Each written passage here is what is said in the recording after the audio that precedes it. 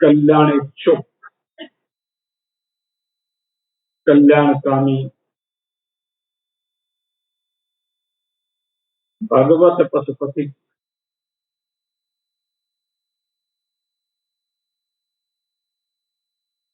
जिज्ञासु है। कल आपके सन्मुख ज्ञानी के विभिन्न प्रकार के प्रारब्ध के संदर्भ में चर्चा की गई थी और अनेक महान पुरुषों के उदाहरण देते हुए ये बताया गया कि प्रारब्ध शरीर का है और प्रारब्ध से ज्ञान का कोई संबंध नहीं।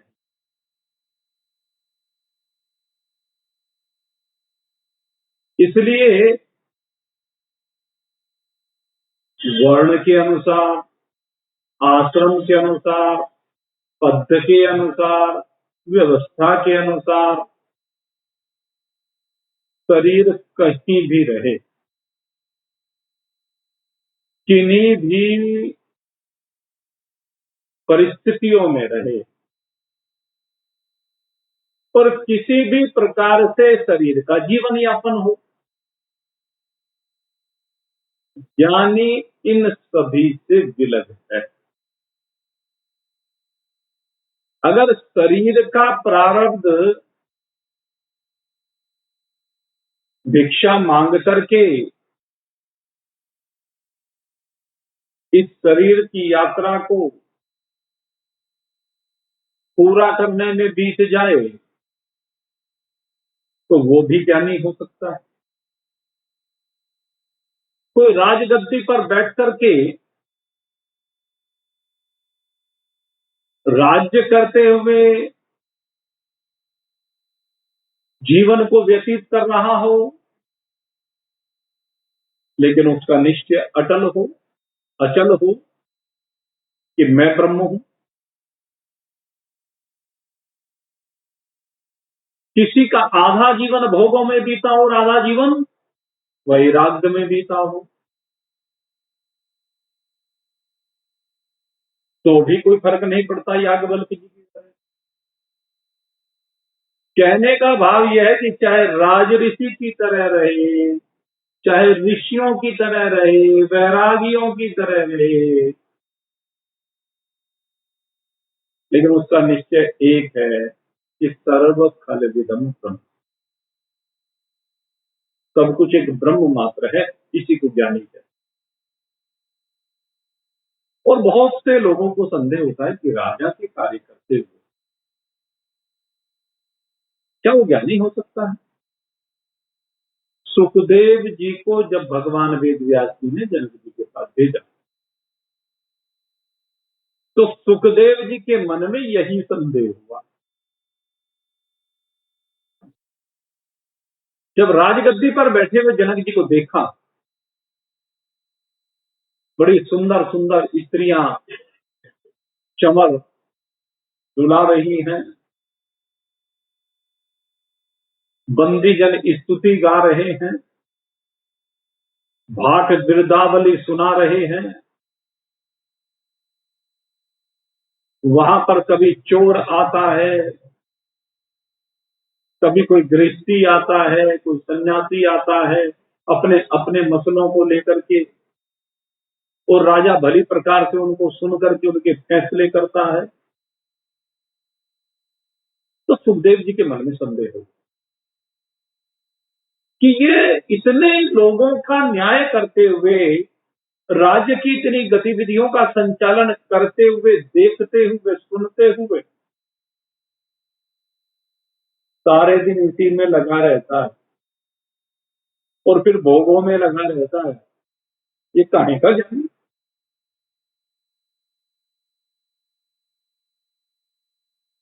तो संदेह स्वाभाविक है सबके मन में। लेकिन एक प्रमाण श्रीमद् भगवद गीता में स्वयं भगवान श्री कृष्ण ने दिया। भगवान श्री कृष्ण ने अर्जुन से कहा कि हे अर्जुन, मैंने जो तुझे योग का उपदेश दिया है, द्वितीय और तृतीय अध्याय में, दूसरा अध्याय सांख्य योग का है, तीसरा अध्याय कर्म योग का। कहते ये जो मैंने तुझे उपदेश दिया है, यह उपदेश मैंने सबसे पहले सूर्य नारायण को, इमम विवस्वते योगम प्रोक्तवान अहम अव्ययम विवस्वान मन्नवे प्राह मनोरिक्त्वा कवे अब्रवीन् एवं परंपरा प्राप्तमिनु राज ऋषो विदुः सकाले महता योगो नष्टः परम तपः सेवायं मया अद्य योगः प्रोक्त पुरातन भक्तोऽसि मे सखा चेति रहस्यमि तद उत्तमम्। कहते अर्जुन, ये पहले मैंने सूर्य नारायण को दिया। सूर्य नारायण ने अपने पुत्र व्यवस्वत मनु को दिया। इस समय व्यवस्वत मनवंतर ही चल रहा, 7वें मनु हुए, इनके पुत्र हुए इक्ष्वाकु। कहते हैं उसके बाद इन्होंने इस ज्ञान को जाना, और कहते हैं इक्ष्वाकु के बाद परंपरा से उनके वंश में अनेक राजऋषियों ने जाना। राजऋषि कौन है? राजा के पद पर बैठ करके, राजगद्दी पर बैठ करके राज्य की समस्त गतिविधियों का संचालन करते हुए जो ऋषि,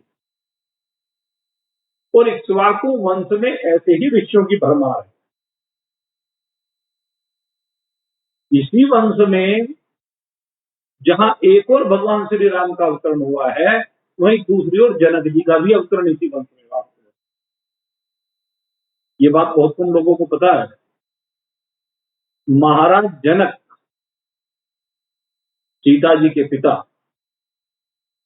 उनका अवतरण भी इक्ष्वाकु वंश में हुआ। और भगवान श्री राम के बारे में तो सब जानते हैं, लेकिन ये आगे जाकर के निमि वंश, महाराज निमि के पुत्र हुए, तीर्थध्वज नाम के जो ये जनक हुए। जनक एक उपाधि की, और उसमें एक कारण है जनक का, मेरे दिमाग से निकल गया जरा। तो जनक क्यों नाम पड़ा? उस कुल में जितने फिर आगे आगे राजा हुए वो सब जनक ही कहलाए। और इधर ये कुल जो है इक्ष्वाकु के बाद आगे जाकर के रघुकुल कहलाए। और इसमें तो भाई एक से एक धर्मात्मा, कहाँ किस किस की नाम लिया जा सकता है। इसमें मानधाता जैसे परम प्रतापी सत्यवादी हरिश्चंद्र जैसे, इसमें भागीरथ प्रयास करने वाले, गंगा जी को लेकर आने वाले, ऐसे ऐसे महान पुरुष इसमें अवतरित हुए हैं। तो इन्होंने भी जाना, और इक्ष्वाकु जी के 10 पुत्र हुए थे उनके। उन 10 पुत्रों के अलग अलग वंश चले। उधर जो महाराज निमि से परंपरा प्रारंभ हुई, वैसे तो इक्ष्वाकु जी से शुरू हो गई। तो उसमें तो सारे ज्ञानी हुए। ये कहते हैं वहां तो जितने भी जनक है सारे ज्ञानी।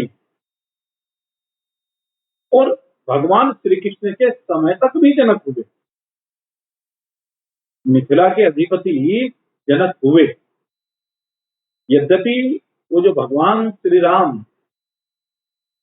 के समय में जनक जी हुए वह भिन्न है, और जो भगवान श्री कृष्ण के समय में वह भिन्न है। दोनों जनक एक नहीं है। दोनों, क्योंकि दोनों के बीच में 10 लाख साल का अंतर है तकरीबन, लेकिन वो वंश चलते थे। और हो सकता है आज भी भाई उसमें वंश में कोई है, अब ये कहा नहीं जा सकता। अब हम जब काठमांडू जाएंगे कथा करने के लिए, तो वहां प्रयास करेंगे इस बात के बारे में जानकारी करने का कि क्या अब भी वो वंश आगे चल रहा है। जनकपुर जब जाएंगे तो वहां पता चलेगा। बात क्या है कि प्रारब्ध किसका कैसे शरीर का है, इस बात से ज्ञान का कोई संबंध नहीं। यानी शरीर से और शरीर के प्रारब्ध से संबंध नहीं।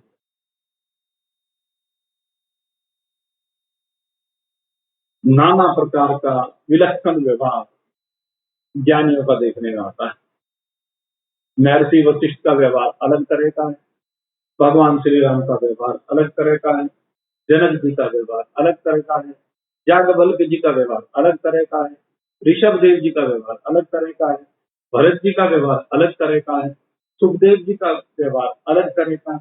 इसी प्रकार से अनेक ज्ञानी महापुरुष हुए जिनके शरीर के व्यवहार तो भिन्न हुए, लेकिन उन सब में एक बात समान हुई। क्या कहते हैं? तीन सबको ज्ञान समान हुआ। उनके ज्ञान में कोई अंतर नहीं है। इसीलिए महात्माओं में एक कहावत प्रसिद्ध है कि 100 ज्ञानी एक वाणी। अगर 100 ज्ञानी मिलेंगे तो वाणी उनकी एक ही होगी, दूसरी वाणी नहीं। सब एक ही भाषा बोले, सब एक ही बात को समझाएंगे। क्या? सर्व खल विदम ब्रह्मा। तो ज्ञानियों का जो निश्चय है वो बिल्कुल एक। और फिर दूसरी बात कही कि उनका फल,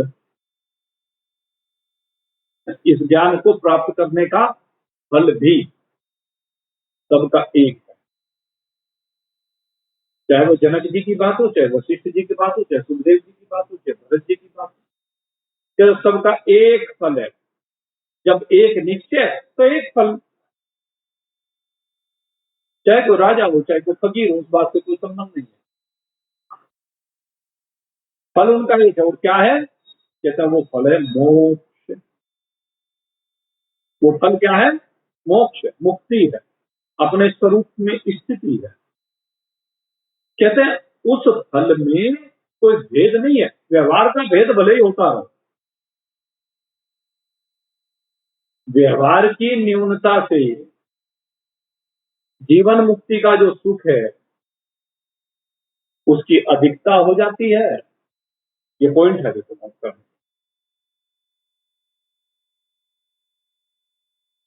जिनका व्यवहार, सांसारिक व्यवहार, पारिवारिक व्यवहार, सामाजिक व्यवहार, राजनीतिक व्यवहार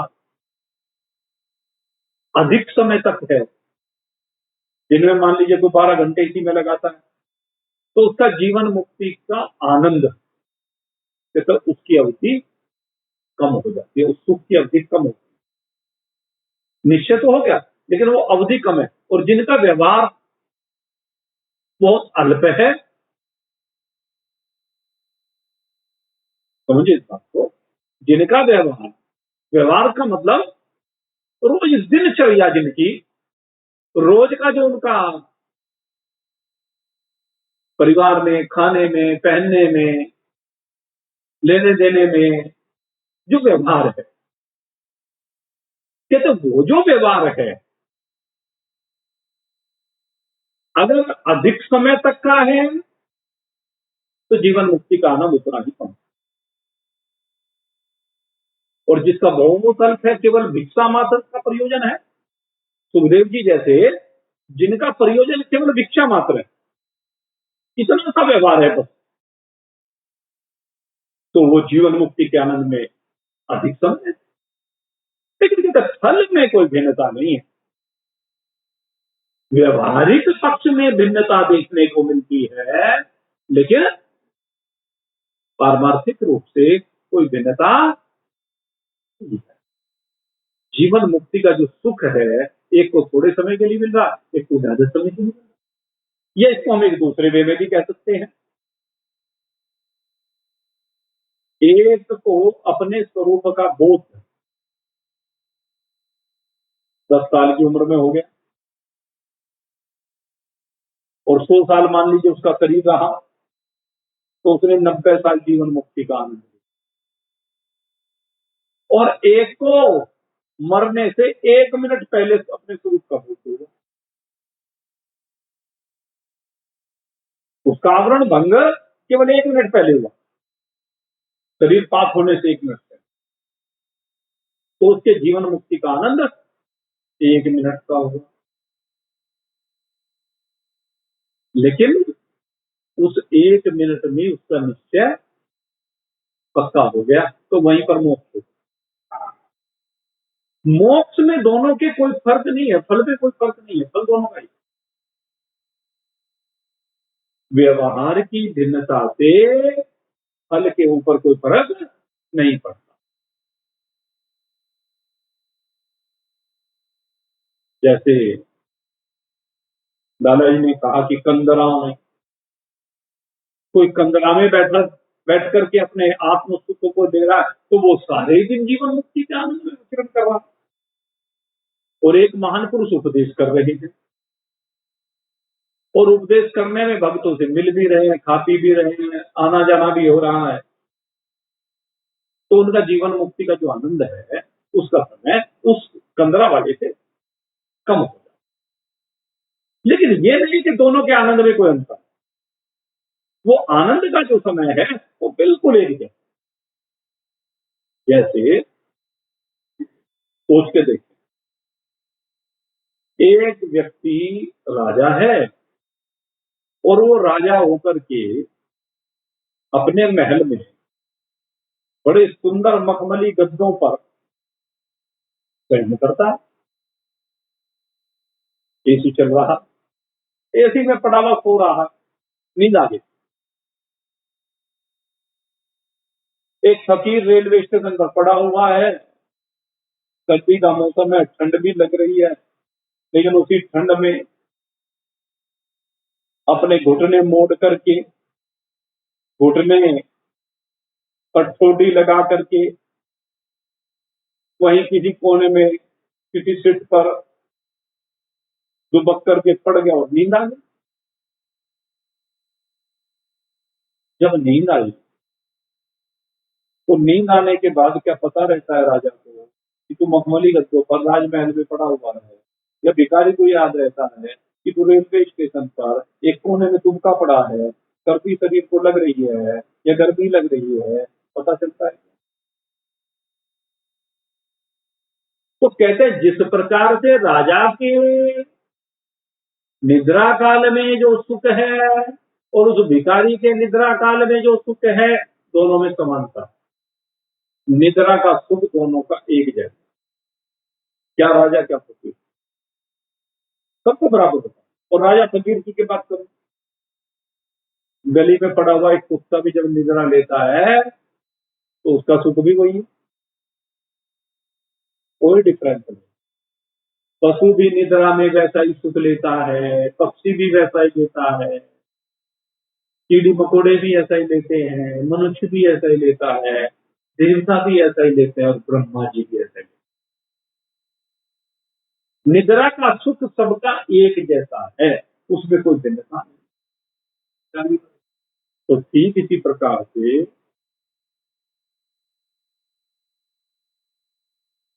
जो ज्ञानी राजा के शरीर में बैठा है, राजा के शरीर में बैठ करके बोध हुआ है, या फकीर के शरीर में बैठ करके बोध हुआ है, तो जो निश्चय फकीर का वही राजा का। राजा और फकीर के निश्चय में कोई अंतर नहीं है, सर्व सर्व।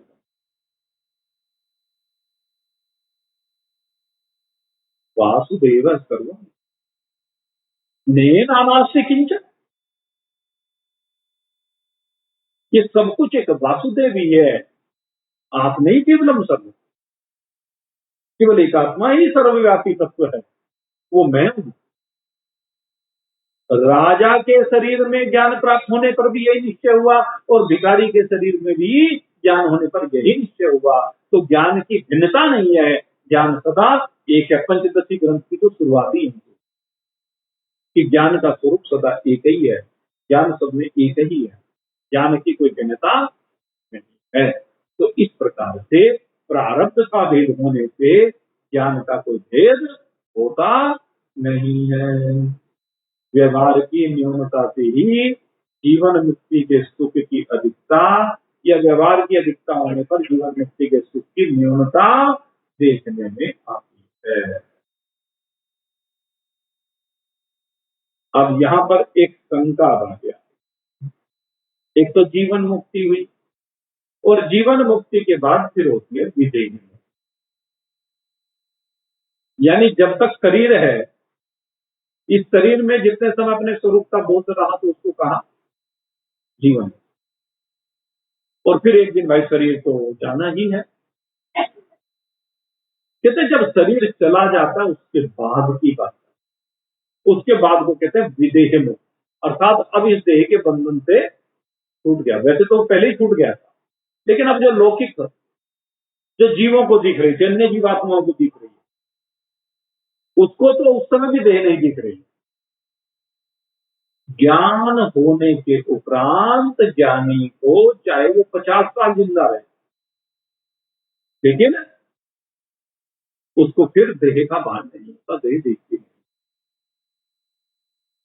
क्योंकि वो देह को भी ब्रह्म मानता है। देह में भी ब्रह्म भाव है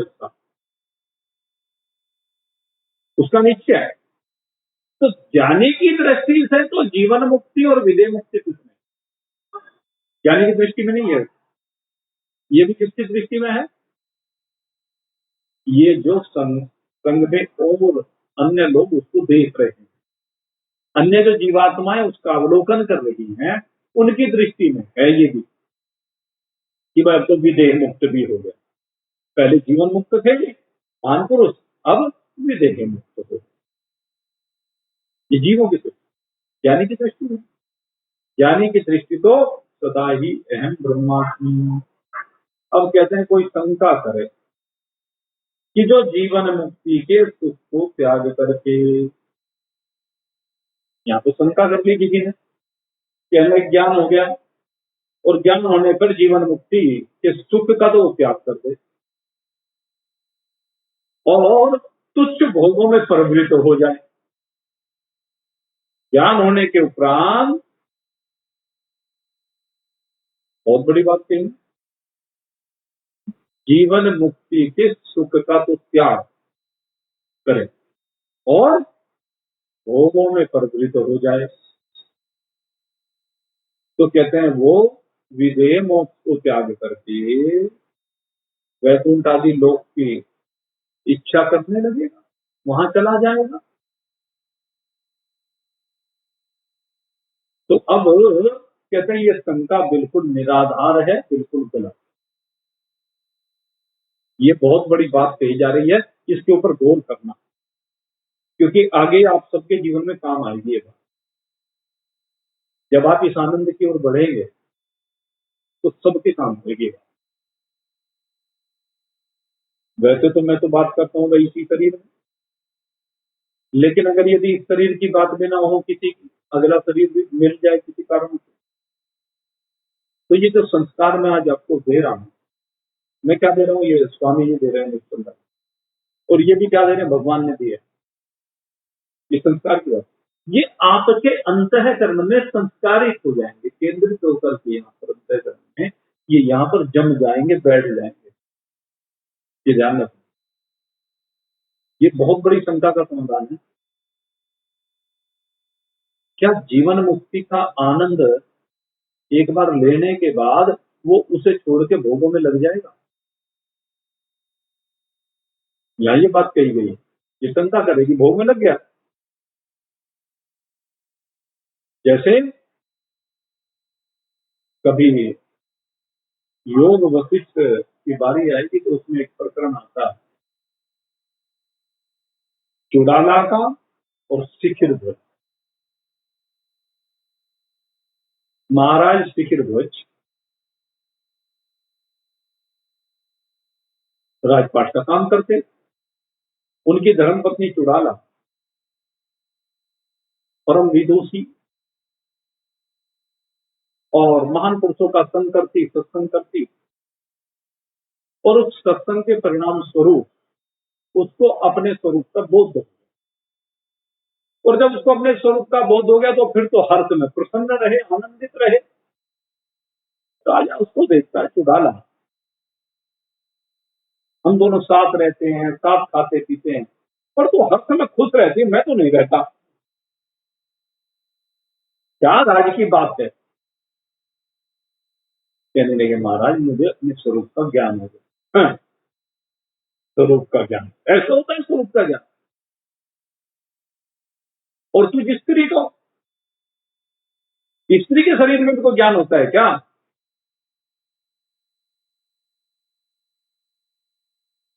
ये जो दृष्टांत है ना, उन लोगों को संदेश है जो कहते हैं कि स्त्रियों को ज्ञान नहीं हो सकता, स्त्रियों को शास्त्र पढ़ने का अधिकार नहीं है, ये करने का अधिकार नहीं, वो करने का अधिकार नहीं।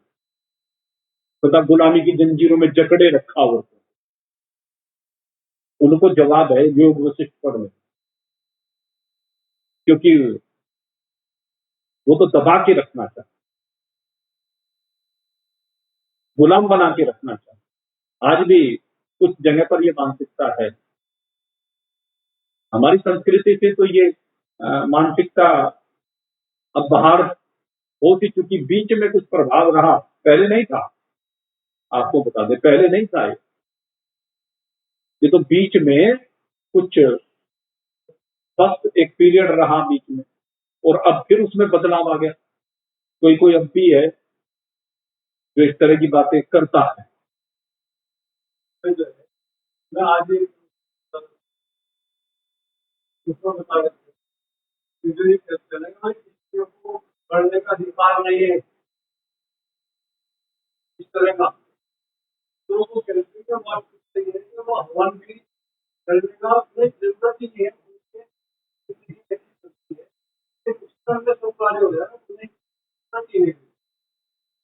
खाना बना रहे, उनका कर्म योग इस तरह वो एक अलग बात है, लेकिन वास्तविकता यह है।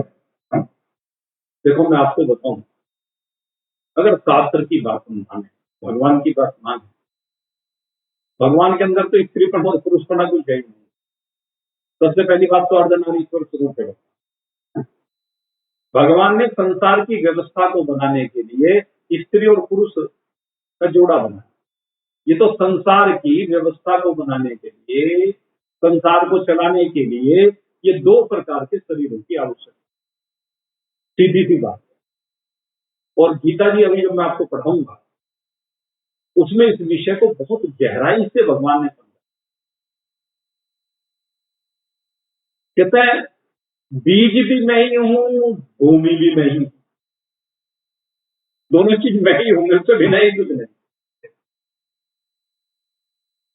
क्षेत्र भी मैं ही, क्षेत्रज्ञ भी।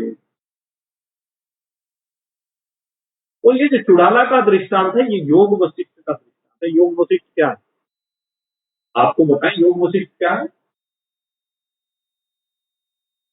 भगवान शंकर ने वशिष्ठ जी को ज्ञान दिया, जिसको कहते हैं शिव गीता। शंकर भगवान ने तो वशिष्ठ जी को ज्ञान दिया, और विश्वामित्र जी की प्रेरणा से वशिष्ठ जी ने भगवान श्री राम को ज्ञान दिया। वाल्मीकि जी इसके रचयिता है। तो ये ज्ञान भगवान शंकर दे रहे हैं, और भगवान शंकर का स्वरूप अर्धनारीश्वर। तो वहां पर जो कथा में आता है, शिखर जैन स्त्री होकर के तुझे ज्ञान हो गया, बच्चे पालते पालते तुझे ज्ञान हो गया, रोटी बनाते बनाते तुझे ज्ञान हो गया, झाड़ू लगाते लगाते तुझे ज्ञान हो गया। स्त्री के शरीर में बड़ा कभी ज्ञान होता है? और ज्ञान कोई ऐसी चीज है कि ये काम करते हुए हो जाए? अरे ज्ञान के लिए तो बड़ी तपस्याएं करनी पड़ती है, घर बार छोड़ के जाना पड़ता है, जन्म जन्म मुनि जतन कराते हैं, ऐसे करना पड़ता है, कैसे करना। चुड़ाला ने कुछ नहीं, मौन हो गई। प्रेरणा लेनी चाहिए। हम अपनी बात को ही ऊंचा क्यों रखते हैं? कोई हमारी बात नहीं सुनना चाहता, हम क्यों बीच में टांग अड़ा रहे हैं? कोई अपना दुखड़ा रो रहा है, आप उसके ऊपर अपने एग्जाम्पल बीच में देना शुरू कर देते हैं, उसकी तो सुनते नहीं। अरे तुम्हारे सामने अपनी बात कर रहा है, कैसे कैसे क्या हुआ है, उसकी सुन लो भाई पहले, अपनी बात में सुनाने लगा। लेकिन कोई भी बात कोई शुरू करे, जैसा मेरे साथ घटा जी, चले हाँ ऐसा मेरे साथ इस तरह घटा, ये सब सारी संसार रीति है। लेकिन चुड़ाला ने ऐसा नहीं। कोई तर्क नहीं किया। चुड़ाला समझ गई अभी महाराज को चूंकि अपने स्वरूप का बोध नहीं है, इसलिए वो स्त्री पने पुरुष पने में फंसे हुए हैं। उनका ज्ञान अभी अल्प है, इसलिए कुछ नहीं। अब शांत रहती, आनंद में रहती, कुछ नहीं था। परिवार का पालन पोषण भी करती, राजपाट भी सहयोग करती, सब काम करती। होते होते अब शिखिर ध्वज भी चूंकि सत्संग किया करता, और उस सत्संग के कारण से उसके मन में भी धीरे धीरे वैराग्य की भावना प्रबल होती चली, और चुड़ाला उसका अवलोकन करती चली गई। कहा कुछ नहीं चुड़ाला ने शिखिर ध्वज की स्थिति का अवलोकन मात्र किया।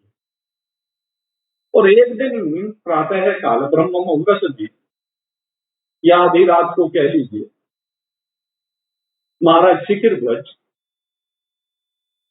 चुपचाप रात को राजपाट को छोड़ करके जंगल में, चुड़ाला ने देख लिया, कुछ नहीं, टोका नहीं। क्या चुड़ाला ने टोका नहीं, पतिदेव जा रहे हैं, राज्य का क्या होगा, घर बार कैसे संभलेगा, इन बच्चों का पालन पोषण कौन करेगा, कौन देखेगा, कुछ नहीं। जैसे राजा को वैराग्य हो रहा है, होने अब थोड़े धक्के खाने दो जंगल में, क्योंकि इनके मन में बैठी हुई कि जब तक जंगल में जाकर के तप नहीं किया जाएगा, किसी गुरु से उपदेश नहीं दिया जाएगा, तब तक बात बनेगी नहीं। कौन सी बातें दिमाग में थी सीक्रेट कर। महाराज चले गए, प्रातः काल हुई, महाराज उत्तर गए नहीं, मंत्री जी आए चुड़ाला के पास। चुड़ाला ने कहा घबराइए मत, पहले महाराज जो है जरा विदेश यात्रा पर गए, इसलिए सब कामकाज को अच्छी प्रकार से देखिए, और मैं अपनी निगरानी में जब तक महाराज आते हैं तब तक राजपाट की देखभाल करूंगा। तो राजा की एब्सेंस में चुड़ाला जो है राजा के दायित्व का पूर्ण सब कामकाज देखती, मंत्रियों को आदेश देती, समझाती, हर बात समझती समझाती, सब चीजें। राजपाट चल गए, वहां से बात, और इधर महाराज जंगल में निकल गए, और जंगल में निकल करके देखा एक जगह पर एक पहाड़ी दिखाई दी, और वहां पर बड़ा सुंदर ऊपर से जल बह रहा है, झरना में, बड़ा सुंदर प्राकृतिक वातावरण, उसको देखा, मेरा आनंद है। और वहां पर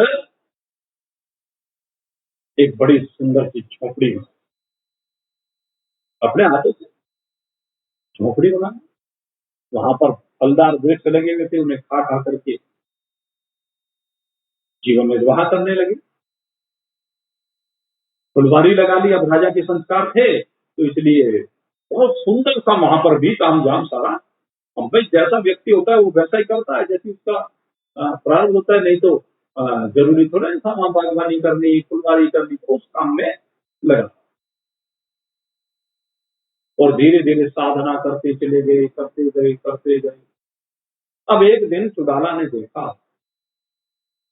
कि चलो अब महाराज का अता पता लाना चाहिए, खैर खबर,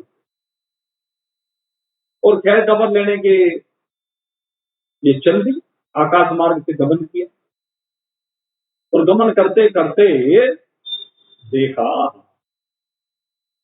महाराज ने तो यहाँ भी पूरा राजमहल बसा दिया, क्या सुंदर कुटिया बनाई है, ये वो देख कर एक ब्रह्मचारी का वेश बना, और ब्रह्मचारी का वेश बना करके राजा के पास जाने लगी। और राजा के पास जाने के बाद धीरे धीरे तो महाराज से संपर्क हुआ, महाराज की आस्था बननी शुरू हुई, महाराज के बारे में सब कुछ बताया, और उपदेश देना प्रारंभ किया। अब चुड़ाला उपदेश देते शिखर ध्वज जी बड़े आनंद के साथ उस उपदेश को ग्रहण करते, क्योंकि वैराग्य तो जीवन में था ही। और होते होते होते एक दिन चुड़ाला ने उपदेश दिया वैराग्य का, संग्रह के त्याग का, और राजा को कह दिया तुमने छोड़ा क्या? मैंने छोड़ा नहीं कुछ, अरे मैं राजपाट छोड़ करके आया, मैं महल छोड़ के आया। तो बात कहिए, छोड़ा वो छोड़ा। कहने लगे राजन, वो महल छोड़ करके दूसरा महल बना के दिया, जो भोजन वहां छोड़ के यहाँ दूसरा भोजन खाना शुरू कर दिया, जो कपड़े वहां छोड़ करके दूसरे कपड़े पहनने शुरू कर दिए। क्या छोड़ा तुमने? खाना छोड़ दिया, पहनना छोड़ दिया, रहना छोड़ दिया, सारे काम कर रहे। राजा को पड़ा, अरे मैंने कुछ भी नहीं छोड़ा, और बहुत सारे कुटिया तोड़ करके नष्ट भ्रष्ट कर दिया, सब फुलवारी उजाड़ डाली। कहने अब तो छूट गया। कहने के महाराज इनको छोड़ने की आवश्यकता नहीं है, असली बात है इस मन के संस्कारों को छोड़ो। तुम्हारे मन के अंदर जो बसा हुआ है उसे छोड़ो। अब समझ में आने लगी, और धीरे समझ में आते आते धीरे धीरे आखिर शिखर ध्वज को भी पूरा ज्ञान प्रदान, और जब पूर्ण ज्ञान शिखर ध्वज का हुआ तो उसका निश्चय हो गया हम ब्रह्मास्मि। अब जो मैं कथा को लेकर के चल रहा था, मुख्य बात क्या है? महाराज शिखर ध्वज के पास चुड़ाला ने उपदेश तो दे दिया, ज्ञान हो गया। अब चुड़ाला और वो जो ब्रह्मचारी का स्वरूप धर के चुड़ाला आई, उसने दो स्वरूपों को धारण किया। एक ब्रह्मचारी का स्वरूप और एक चुड़ाला का स्वरूप। और राजा की कुटिया के पास आकर के दोनों, वो ब्रह्मचारी और चुड़ाला दोनों विहार कर रहे। राजा ने देखा, और महाराज, और ये ब्रह्मचारी जो मुझे उपदेश देंगे, लेकिन कोई प्रतिक्रिया। बात क्या है? कोई प्रतिक्रिया नहीं, चुड़ाला के प्रति कोई आसक्ति नहीं, ब्रह्मचारी के प्रति कोई विद्वेष नहीं। चुड़ाला देखना चाहती है कि ज्ञान पका कि नहीं पका। अपनी पत्नी के साथ अपने उस गुरु को देखता, उनको विहार करते हुए देखता है वहां नदी के किनारे, लेकिन कोई प्रभाव शिखर ध्वज पर जब नहीं पड़ा तब चुड़ाला प्रकट हो गई। कहने लगे महाराज, अब आप पक्का लड़ा हो गए, चलिए अब अपने राजपाट को देखिए। मैं क्या मतलब? कहने लगे आपको अपने स्वरूप का बोध हो गया, अब आप कहीं रहे, यहां रहे या वहां रहे। तो शिखर ध्वज वैराग्य को प्राप्त होने के बाद भी फिर राजमहल में आकर के राजा के दायित्व का निर्वाह करने लगा।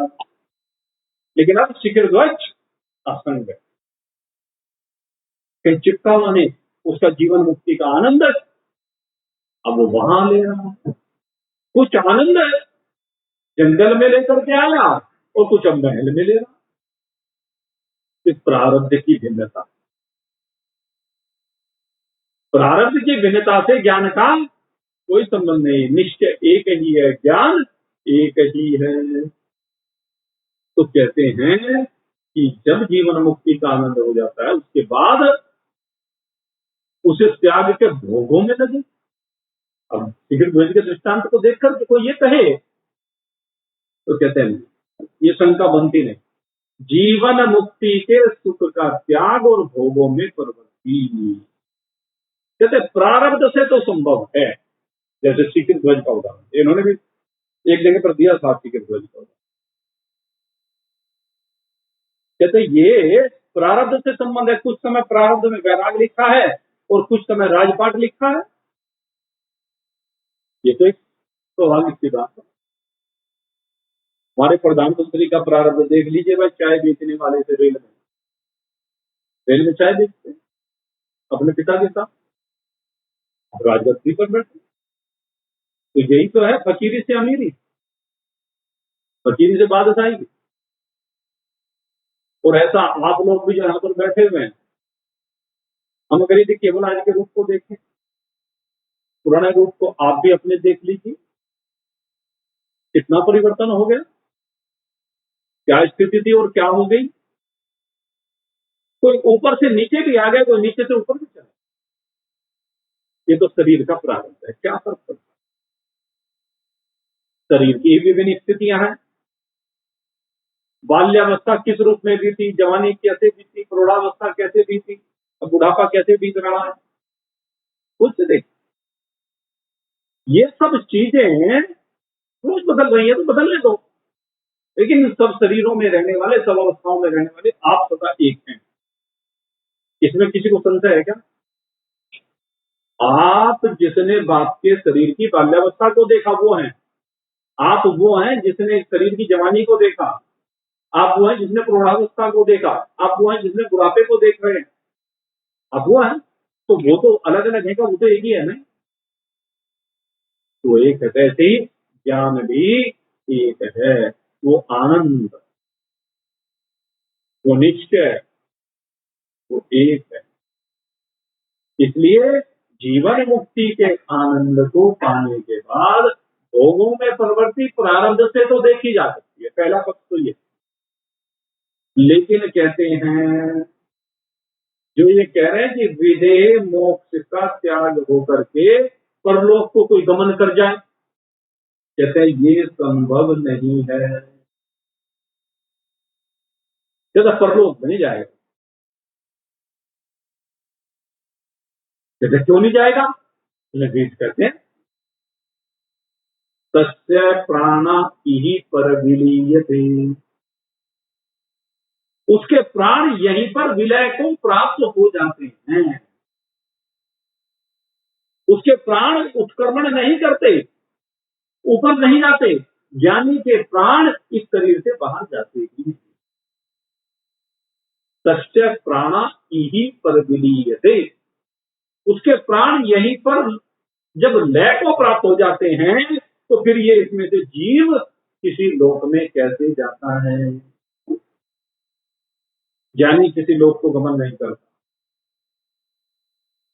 इसलिए कहते हैं विदेह मोक्ष का त्याग संभव नहीं है। तो ये कहता है ना विदेह मोक्ष को छोड़कर के दूसरा नहीं। जब एक बार ज्ञान हो गया तो विदेह मोक्ष ही होगा ना। क्योंकि ज्ञान से जब अज्ञान की निवृत्ति हो जाती है, तो प्रारब्ध से स्थूल सूक्ष्म शरीराकार जो अज्ञान है, जब तक प्रारब्ध है तब तक तो शरीर चल रहा है। लेकिन प्रारब्ध की निवृत्ति होने के बाद ये स्थूल और सूक्ष्म जितनी देह है, ये जो अज्ञान है कारण शरीर, कहते हैं इसका चेतन में लय हो जाता है। और इसका चेतन में लय होना ही विदेह मोक्ष कहलाता है। यानी कि प्राण नहीं जा रहे हैं कहीं, वो स्थूल शरीर भी, सूक्ष्म शरीर भी, कारण शरीर भी अपने स्वरूप में, आत्मा में, परमात्मा में लय को प्राप्त हो जाता है। ये सारा ज्ञान, ये सारी अविद्या, ये सारी प्रकृति, ये परमात्मा में लय को प्राप्त हो जाती है। इसलिए कहा जाए उसमें जाने के लिए कहीं कुछ है ही नहीं। और जो कहें जो मूल अज्ञान बाकी रहे या जो नष्ट अज्ञान है उसकी फिर से उत्पत्ति हो जाए, तो भाई फिर उसका मोक्ष का। कुछ थ्योरी ऐसी भी है कि एक बार विदेह मोक्ष होने के बाद वो पुनः कुछ अंतराल के बाद, क्योंकि कुछ सिद्धांत हमारे पुराणों में या अन्य अन्य अन्य मतों में इस तरह के देखने में आए हैं, क्योंकि एक बार यहाँ से मोक्ष हो गया और मोक्ष होने के बाद वो भगवान के संग में रहता है और वहां पर भगवान के संग में रह करके आनंद भोग करता है। जैसे हम कहते हैं वैकुंठ में रहता है, शिवलोक में रहता है, मणिलोक में रहता है, कोई उसे सातवां आसमान कहते हैं, है? कोई उसे स्वर्ग के नाम से भी कह देते हैं, या जो भी कहे, तो नाम भिन्न भिन्न है। तो कहते हैं फिर वहां पर वो दिव्य भोगों का भोग भोगने के बाद उन्हें यही आ जाता है, 1000 साल में, लाख साल में, करोड़ साल में फिर से लौट के आ जाता है। कहते हैं ये धारणा गलत है। एक बार विधेय मोक्ष हो गया तो फिर से दोबारा वो यहाँ पर आ नहीं सकता। जब मोक्ष होगा तो फिर मोक्ष मतलब तो मोक्ष है, मुक्ति है, सदा सदा के लिए परमात्मा में ले, परमात्मा में ले होने के बाद फिर से आता नहीं। और हकीकत वैसे दूसरी है भी है, सभी की हकीकत यही है तो सारे के सारे परमात्मा ही, सबका स्वरूप परमात्मा है, किसी का स्वरूप परमात्मा से भिन्न नहीं,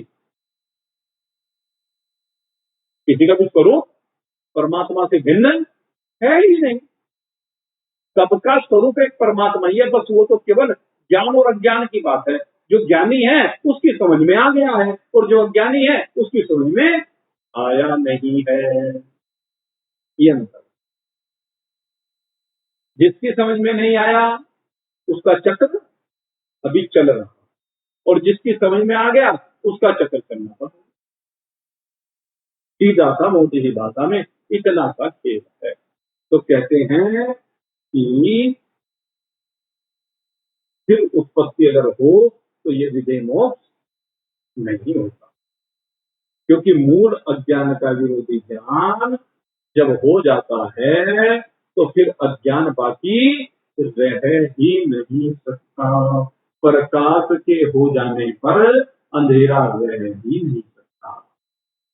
इसलिए जब अपने स्वरूप का बोध हो गया, अहम ब्रह्मास्मि रूप से अपने सही चराचर जगत को अनुभव कर लिया कि चराचर जगत एक परमात्मा ही है, परमात्मा से भिन्न और कुछ भी नहीं है, तो वो यहाँ पर जीवन मुक्ति का आनंद भी जरूर लेगा और जीवन मुक्ति के बाद विधेय मुक्ति, विधेय मुक्ति का वहां पर अभाव नहीं हो सकता। और तीसरी बात और कही कि विधेय मोक्ष के त्याग में अथवा परलोक के गमन में ज्ञानी की इच्छा संभव ही नहीं है, क्योंकि ज्ञानी होता ही तब है जब सारी इच्छाओं से बाहर निकले। चाह गई चिंता मिटी मनवा बेपरवाह, और जिसको कछु न चाहिए वही साहू का सा। सीधी सी बात है, जिसे कुछ चाहता ही नहीं है, जिसकी सब कामनाएं, यदा सर्वे प्रमुच्यन्ते कामा यस्य, जब हृदय में बैठी हुई समस्त कामनाएं समाप्त हो गई तभी तो ज्ञानी होता है। यदा सर्वे प्रमुच्यन्ते कामा यस्य सदा मृत्यु अमृतम भवति, उस समय मरण धर्म अमरता को प्राप्त हो जाता है। अत्र ब्रह्म समस्मृते, और यहीं पर ब्रह्म के साथ एक रूपता को प्राप्त हो जाए, यही इसी शरीर में, कभी दूसरे में जाने की आवश्यकता नहीं, तो यहीं पर उसको जीवन मुक्ति का आनंद मिलता है और फिर दूसरा शरीर हो ही नहीं सकता। तो इसलिए कह रहे हैं तीसरी बात कि विधेय मोक्ष के त्याग में और परलोक के गमन में ज्ञानी की इच्छा संभव नहीं, क्योंकि ज्ञानी की सब इच्छाएं समाप्त हो जाती है और इच्छाएं जन्म का कारण होती है। जब इच्छा ही नहीं रही तो फिर जन्म कैसा, फिर परलोक कैसा।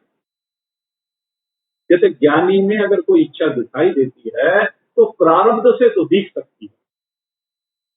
मान लीजिए समाज के कल्याण की भावना दिख रही है ज्ञानी में, तो वो भी प्रारब्ध से दिखती है, वर्तमान में, क्योंकि शरीर का प्रारब्ध मात्र शेष रह जाता है। तो शरीर के प्रारब्ध में पुरुषार्थ भी है, पाप भी हो सकता है, लेकिन ज्ञानी न उस पुण्य से जुड़ा है न पाप से। ज्ञानी पाप और पुण्य दोनों से बहुत ऊपर होते हैं और जानबूझकर कोई पाप उससे हो ही नहीं सकता। ये भी बात आगे कही जाती है कि ज्ञानी को इच्छा केवल प्रारब्ध से हो। जितनी सामग्री बिना प्रारब्ध का भोग संभव नहीं, उतनी उतनी सामग्री प्रारब्ध क्यों रखे। कहता है देखो ये जो कहते थे ना, अरे क्या होगा, कहते हैं जितना इस शरीर को चाहिए ज्ञान होने के बाद, वैराग्य होने के बाद, सब कुछ छोड़ देने के बाद, सब कुछ छोड़ देने के बाद चाहे जर्जर हालत हो जाए, ध्यान करना पड़ता, शरीर बिल्कुल जर्जर हो जाए, असक्त हो जाए, भिक्षाटन भी ना कर सके, सैया पर पड़ा हुआ हो, तो कहते हैं प्रारब्ध खाने को वहां सैया पे पड़े पड़े भी, एकांत में भी, वन में भी, जंगल में भी, गुफा में भी अपने आप देते। ये प्रारब्ध का खेल। एक दृष्टांत आता है, भगवान शंकर से पार्वती ने पूछा, हमने सुना कि तुम जो है सबको भोजन दे देते हो, कोई कहीं हो? कहने हाँ, ये तो प्रारब्ध में रखा है। एक चींटी को पकड़ा और एक डिबिया में बंद कर दिया। कहने लगे देखो इसे कैसे भोजन मिलता है, अब बंद करके रख दिया। 1 महीने बाद डिबिया को खोला तो देखा चींटी तो बड़ा मजे में था, और क्या देखा, एक चावल का दाना था, वो आधा खाया जा चुका था, आधा बचा हुआ। कहने लगे इसमें चावल कहां से आया? कहने लगे जब तूने इसको बंद किया ना, तेरे मस्तक पर तिलक लगा हुआ था, उस पर चावल लगा हुआ था, और चावल दाना, उसके प्रारब्ध में वही दाना लिखा हुआ। तो इसलिए मन में संशय कहां से आएगा, कैसे आएगा? अरे अब तक कहां से आया है, कैसे आया है, इस बात के ऊपर विश्वास करना है। तेरी इतनी अवस्था होली, यहाँ पर 80 साल के लोग भी बैठे हुए हैं, 80 साल से भगवान ने तेरे लिए प्रारब्ध रच रखा कि नहीं रच रखा? 80 साल से तुझे भोजन मिल रहा है कि नहीं मिल रहा, वस्त्र मिल रहा है कि नहीं मिल रहा, कपड़ा मिल रहा है कि नहीं मिल रहा, ये आवास मिल रहा है कि नहीं मिल रहा है? जब अब तक मिल रहा है, अब थोड़ी सी जिंदगी रहेगी उसमें नहीं मिलेगा क्या? विश्वास करना। तो यही बात कहते हैं कि प्रारब्ध ही आगे के जीवन को चलाता है। आगे का जितना भोग चाहिए, जितना भोग से मतलब जितना भोजन चाहिए, जितना वस्त्र चाहिए, जितना आवेश चाहिए, अब वो सब भगवान ने पहले ही रच रखा है। इसलिए ज्ञानी की इच्छा भी प्रारब्ध का फल नहीं। ज्ञानी की कोई इच्छा होती ही, अन्य लोक में, इस लोक में शरीर का संबंध ज्ञानी को प्रारब्ध से भी हो नहीं सकता। ज्ञानी प्रारब्ध से भी दूसरे लोक में जा ही नहीं सकता। देखो ये चीज है, क्योंकि ज्ञानी के संचित कर्म यहीं पर अग्नि में जल करके भस्म हो जाते हैं ज्ञान के।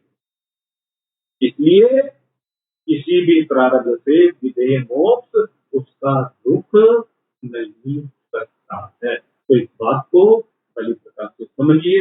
आज ये अंतिम श्रेणी का उपदेश, ये अंतिम श्रेणी का उपदेश है, जीवन मुक्ति क्या, वो आज आपके सामने रखा गया। इसको समझिए, अपने अंतःकरण में इसको संग्रहित करके रखिए, और ये उपदेश आपको आगे बहुत काम आएगा जब आप इस स्थिति में विराजमान। तो आप सब इस स्थिति में विराजमान हो, उस परम सुख की स्थिति में, आनंद की स्थिति में विराजमान हो।